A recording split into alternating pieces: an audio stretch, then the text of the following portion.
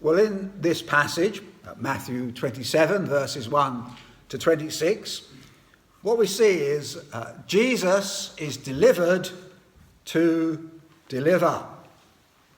We've already seen that Judas has delivered Jesus to the Jewish council. And now the council delivers Jesus to the Roman governor. The Roman governor delivers Jesus to be crucified. And being crucified, Jesus delivered his people from the power of sin and death. Jesus has very recently prayed in the Garden of Gethsemane, not as I will, but as thou wilt. Despite all the bad and wicked actions that have been undertaken at that time, God's will for the salvation of sinners is relentlessly unfolding.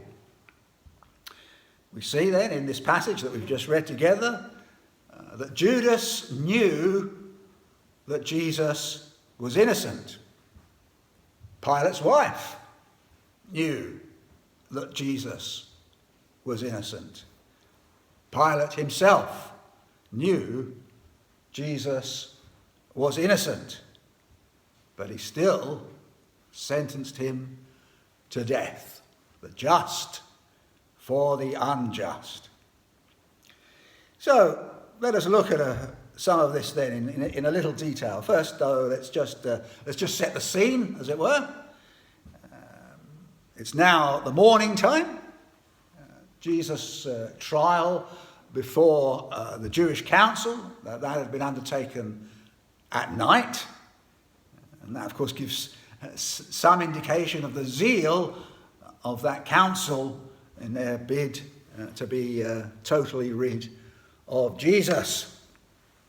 But then the morning dawns and they take him, they tie him up basically, and they lead him off to Pontius Pilate. And then we are given that first account of somebody that knew that Jesus was in fact innocent. Now the actual timing of these events is a little uncertain, but we'll deal with them in the order that they're given to us here. Judas sees the extent of his betrayal. Now, I don't know what he thought was going to happen when he went to the chief priests and then took that little band of men to get Jesus arrested. Don't know what he thought was going to happen, but now the reality is driven home. And maybe he thought he was onto some easy money.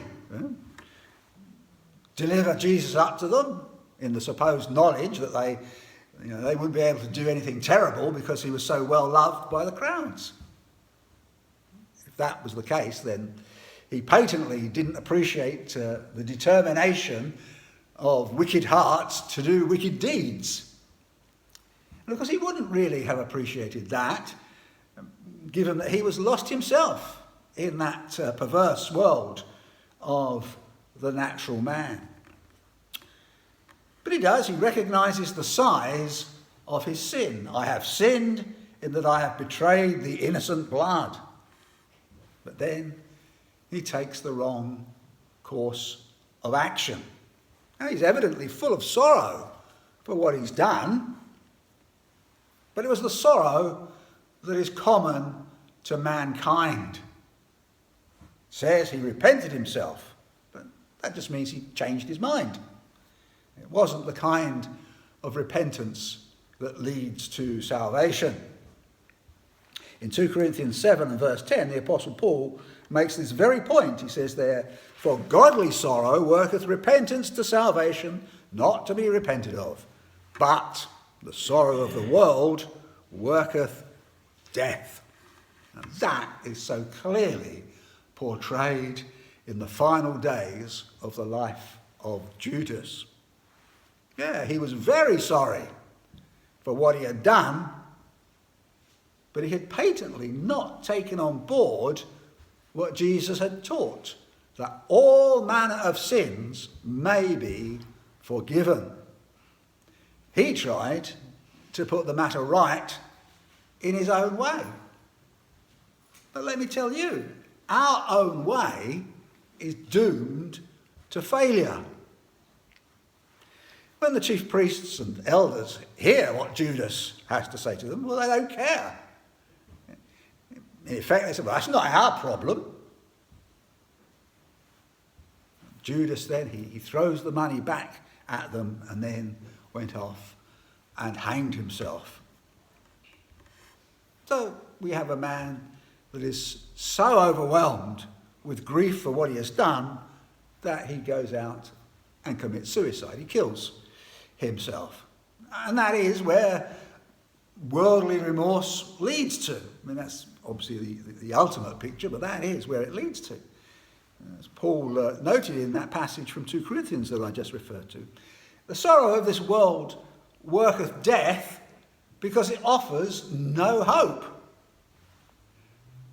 When we become overwhelmed with our sorrows, we see no way out. And yet, Jesus always stands ready to help. So we can hardly blame him for not helping us if we will not listen to him and call out to him. And again, it's Paul that makes that point in Acts 17:27. There he's addressing the Athenians on Mars Hill, and there he says that they should seek the Lord if haply they might feel after him and find him, though he be not far from every one of us. And that's the truth of the matter. It doesn't take much searching to find him because he is not far from every one of us. However, because Judas had not learned the lesson of which he actually had preached, he knew nothing of the reality of that. And of course that's a warning to us, isn't it? People may preach the truth without knowing the reality of the words that they say. Now, obviously that's more pertinent to a person in my position, but it is of value to us all. And when a pastor or a high-profile Christian goes off the rails, we can be shocked that such things could happen. But here we see that it is possible even for someone who is taught in the very presence of Jesus himself. We are therefore not to let the devil knock us off course when we hear of such things happening in our day. But what we also see in that event with Judas and the priests, we see the hypocrisy of those priests. I mean, hypocrisy is terrible. We must avoid it at all costs. They say to Judas when he brings the money back, he says, oh no, we can't keep that money. And they can't keep it because it is the price of blood. Now, the fact that it's the price of blood which they themselves had handed over, well, that doesn't seem to bother them. They're absolutely hypocritical in the whole thing. But, Judas leaves the money with them, and so instead of keeping it, they buy a field with the money. Now, it's 30 pieces of silver. To get a field in the vicinity of Jerusalem so cheaply is probably because it was dug out for clay for a potter, or maybe a whole load of potters, for all we know. So they took that field, they got it cheaply, and then they used it as a burial place for strangers. And strangers just means non-Jews. Might be proselytes from other nations that have come up for the festival and then died there. Or it might be for out-and-out heathens, like many of the Roman soldiers that were stationed there. They may have died. I can't say which it was, but whatever the case is that they bought it and they used it for people that they did not consider as being as good as them. But even in that, though, they fulfilled a prophecy. Now, Matthew, here he refers to a prophecy of Jeremiah, in which Jeremiah speaks of buying a field. But the price of 30 pieces of silver, and it being the potter's field, that comes from Zechariah. So why Matthew neglected to mention the name of Zechariah, well, I guess we could spend all day guessing that, but the prophecy was fulfilled. Now the rest of the account is taken up with Jesus before Pilate. But before considering Pilate himself, let me highlight that second person who knew that Jesus was innocent, Pilate's wife. Now, she appears out of nowhere and tells her husband, "Have thou nothing to do with that just man." We might look at that statement and wonder what purpose it serves to this narrative. Well, Mrs. Pilate, whatever she would have been known as, she adds, "For I have suffered many things this day in a dream because of him." So the purpose that it serves is adding to what Pilate already knew, that there was no guilt in Jesus. This woman, she was so distressed at the idea of this innocent man suffering horrendously as a result of these wicked men's desires.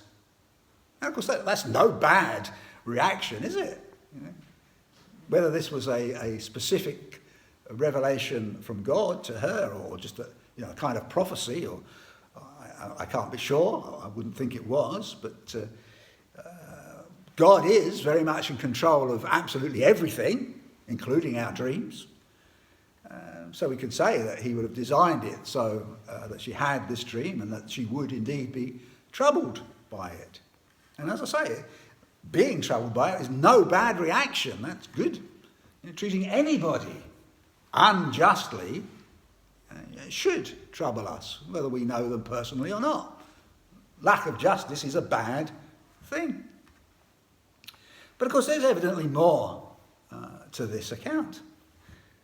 Clearly, the Lord is using many various means to ensure that the righteousness of Jesus is made known.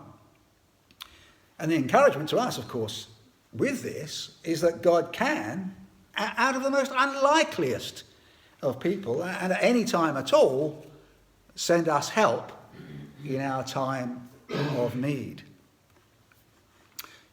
Now, Pilate could have, should have even, listened to his wife. He didn't need much encouragement to do so.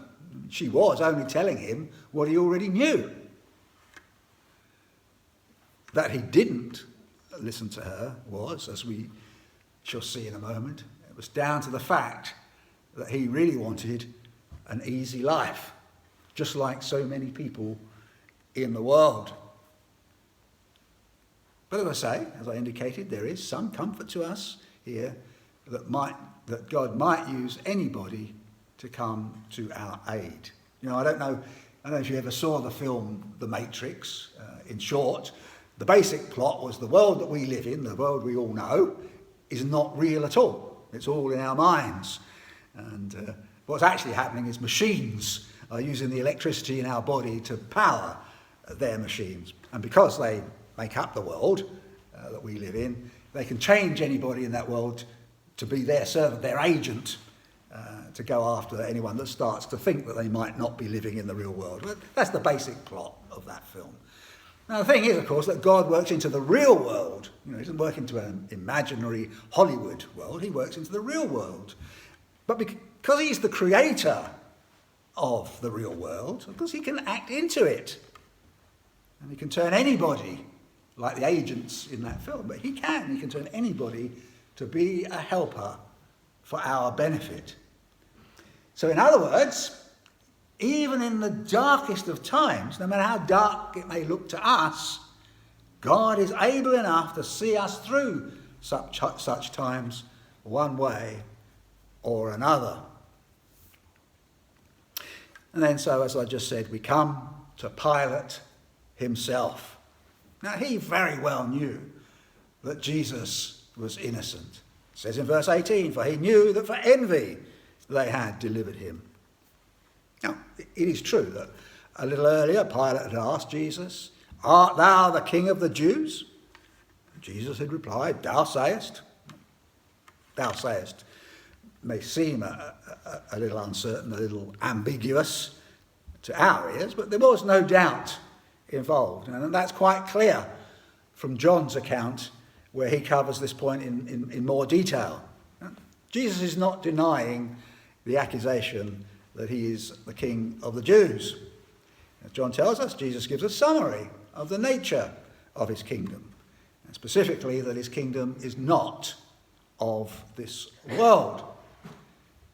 And from that, then, we can readily ascertain and understand why Pilate was not overly bothered by a claim that otherwise might have been thought of as seditious. It's not kingdom of this world. Now, although the chief priests that night had declared Jesus guilty of blasphemy and therefore worthy of death, that is not the point that they press with Pilate, is it? They accuse him of many things, it says, but primarily it's his claim to be a king that they push when he comes before the governor. And John, again, he tells us that they said to Pilate, "If thou let this man go, thou art not Caesar's friend. Whosoever maketh himself a king speaketh against Caesar." Now, that sort of statement would have put Pilate on a bit of an uneven keel, as we might say, because it was a true statement. Although Pilate knew what the Jewish council were up to, there was still the problem of word getting back to Caesar out of context. But nevertheless, the overwhelming witness of the gospel records is that Pilate was quite determined to let Jesus go. Now, that might have been because he really didn't like the Jews. Make no mistake, though, of course, he didn't have much care for Jesus either. But it's not altogether impossible that he saw this as a way to wind up those hated Jews. Now, in reality, if Pilate was that convinced that Jesus was innocent, as he clearly was, he was convinced of that, he should have just declared that to be the case and let Jesus go. That's what should have happened. But instead, Pilate tried a number of ways to avoid being held responsible for making a judgment. Perhaps it was his wife's turmoil that convinced him of Jesus' otherworldly power. Maybe, we can't be sure. But Pilate definitely wanted out of that situation. We're told by Luke that he even tries to get Herod to make the judgment, as Jesus was from Galilee and Herod was the governor of Galilee. But that option failed because Herod just sent him back to Pilate. Matthew, though, he mentions this matter of Barabbas that Pilate tried to use as a get-out option. We're told of Barabbas that he was a notable prisoner. It says it there in verse 16. And of course, that's just another way of saying that he was a notorious prisoner. And Pilate seems to believe that he could have successfully used him as a bargaining chip. Now, Mark tells us that this Barabbas was in prison and lay bound with them that had made insurrection with him, who had committed murder in the insurrection. As this says, it was a common custom at that time for the Roman governor to release one prisoner at the time of the feast. For Pilate to think that his plan would work, Barabbas then is unlikely to have murdered a Roman. And given the state of play in Judea at the time, having a Roman killer set free would have been a popular choice. But Pilate is pretty convinced, wrongly as it turns out, but he's pretty convinced that this will be no competition, Barabbas or Jesus. So it's much more likely then that the insurrection referred to was just a riot of some sort in which Barabbas killed an innocent bystander. And so then Pilate, remembering this custom, he announces to the assembled crowd, "Whom will ye that I release unto you? Barabbas or Jesus, which is called Christ?" And he appears to have actually asked that question twice. Possibly there was silence the first time he asked, but whatever. The members of the council, they were busily at work among the crowd, seeking the release of Barabbas and to destroy Jesus. The word destroy in this context might seem unusual, but it does mean, to bring to an end entirely, and that was exactly what they were after. And as I said just now, Pilate, he should not have been asking the crowd anything in relation to Jesus. He knew that Jesus was not guilty, and he should simply have released him without any reference to the custom of the time. But he didn't, and he got trapped by pretty much the same thing that trapped Judas. He underestimated the determination of the wicked heart to do wicked acts. And exactly like Judas, he made that mistake because he too was lost in that perverse world of the natural man. So he asked the question, and much to his chagrin, they all reply, "We want Barabbas." And when he asks, "Well, what shall I do with Jesus that is called Christ?" and they tell him to crucify him. Now, if there's anything that we should learn from this, it is that the mob will more easily follow their leaders than do what is right. There is that very famous quote of Oliver Cromwell to Major General Lambert regarding the cheering crowd. And Cromwell said to Lambert, he said, "Do not trust to that," to the cheering, "do not trust to that, for these very persons would shout just as much if you and I were going to be hanged." The mob can indeed be quite unpredictable. And the thing about mob rule is you just can't reason with the mob. When Pilate tries to do so, asking, "Well, what evil has Jesus done?" they simply cry out all the more, "Let him be crucified." It's that same mindset as "Great is Diana of the Ephesians." And if you don't know what that refers to, you need to read Acts chapter 19. And so then Pilate, he completely abrogates his responsibility in this matter. It says in verse 24, "When Pilate saw that he could prevail nothing, but that rather a tumult was made, he took water and washed his hands before the multitude, saying, 'I am innocent of the blood of this just person. See ye to it.'"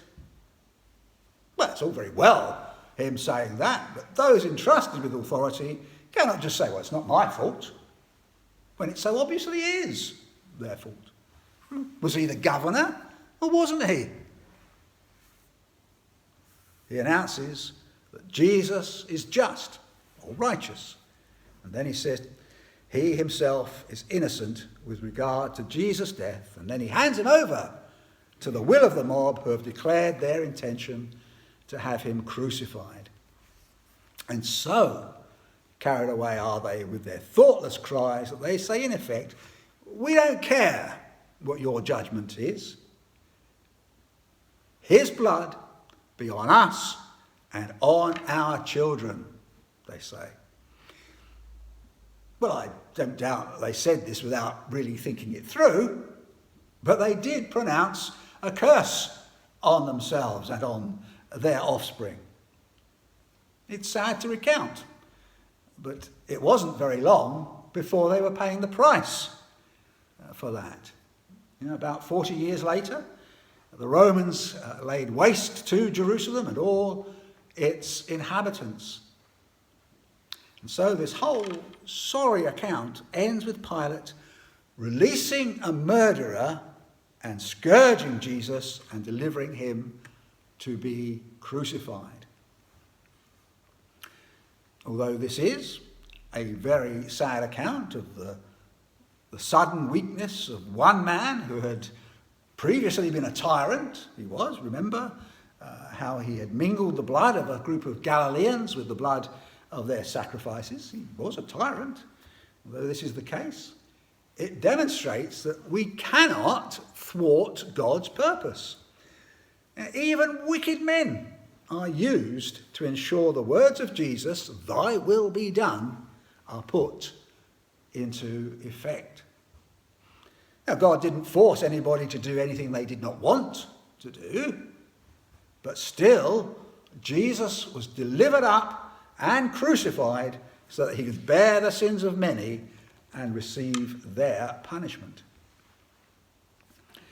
For the world, as exemplified or demonstrated in Pontius Pilate, the world will tend to do whatever is easiest, irrespective of what is right. And the world is very easily convinced to do what is wicked. And we have a good deal of evidence of that in our own day. And think of some of the godless laws that are on our statute book. I'm sure that most of us, all of us maybe, could not have imagined a day would dawn when some of the things that are not only considered okay today, but are positively pushed as right to the extent that anybody that thinks otherwise must be dangerous. And this situation in our day has come about very quickly. It has been easy for the mob to convince our legislators to do what is wrong. Well, the ease then with which the crowd were asked to demand the release of a murderer and the crucifixion of an innocent man then should put us on notice that such things are quite possible. We should be on notice that the world could so easily turn violent against the church. I mean, they've already had their hearts and minds turned against us. How hard would it be for them to take the next step? Well, we must therefore be constant in prayer that we may continue to enjoy the peace we have become accustomed to, so that we may maintain our way of life and be free to preach the gospel. But if it does please the Lord to remove all restraint from the rest of our society, we should not be surprised at the wickedness that could so easily be turned and directed toward us. As I say, if a mob could convince a Roman governor to do what he so evidently knew to be wrong, can they not do likewise to our legislators and rulers today? But lest you think then that that is too gloomy a note to end on, remember this. Remember that the mob's wicked desires, coupled with Pilate's lack of conviction, resulted in the eternal good of all of God's people. So be assured of this as we end. If the world seeks your harm, God will even use that for your eternal good. Amen.